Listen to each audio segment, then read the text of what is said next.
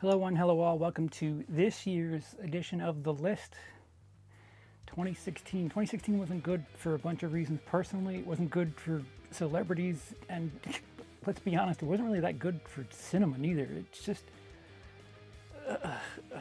let's just get going. So I saw 106 2016 releases in 2016, and just like last year, we're going to start at the bottom, work our way up. The lowest ranked film that I've ranked in my rankings of 2016 that I saw, Hillary's America. I don't know, when the title is Hillary's America and you talk about bizarre old school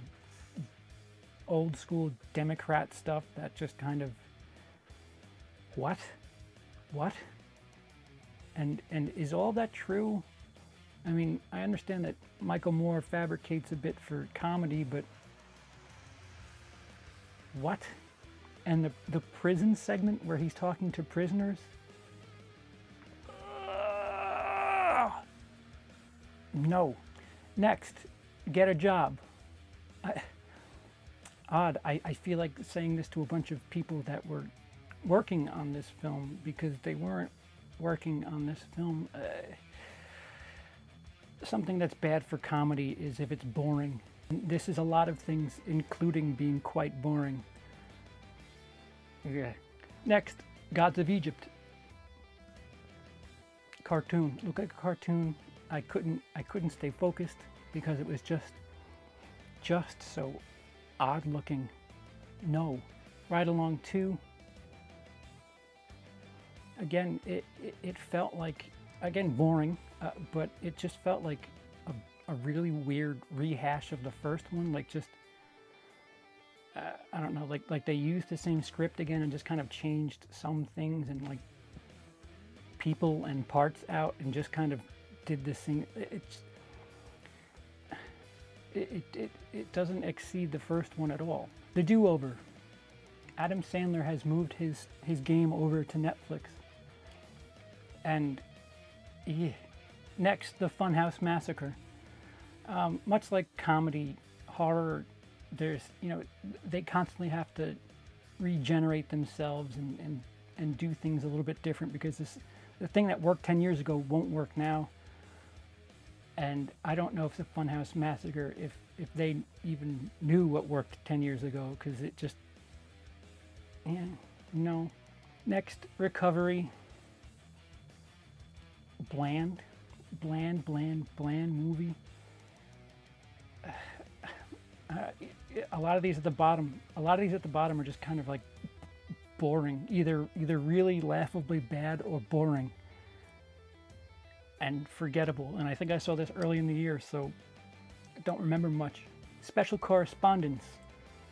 Yeah, nothing really. Ricky Gervais is a pretty funny guy.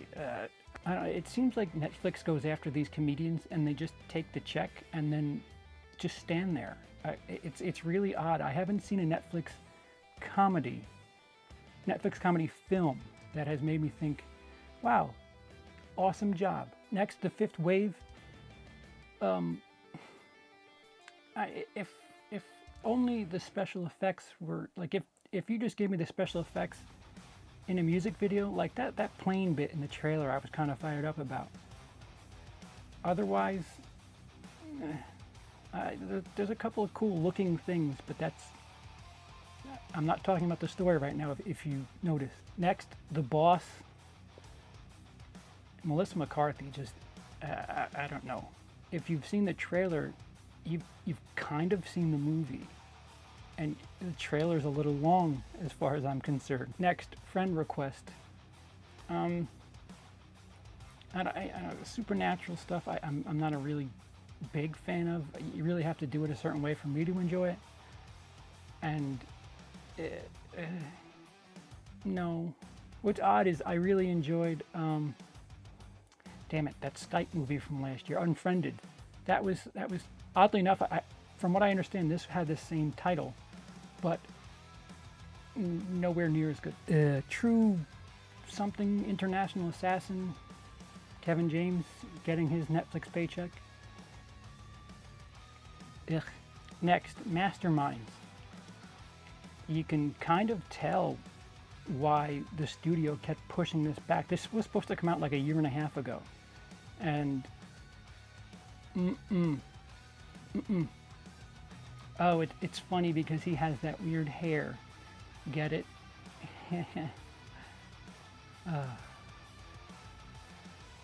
The Bronze. I feel like there's this thing in comedy where if you get little dainty girls to talk like a trucker, like that enough is worth laughing at. And next, The Phenom. Not incredibly entertaining, quite boring, didn't really grip me. I wanted to be gripped, but just not happening. Next, Yoga Hosers.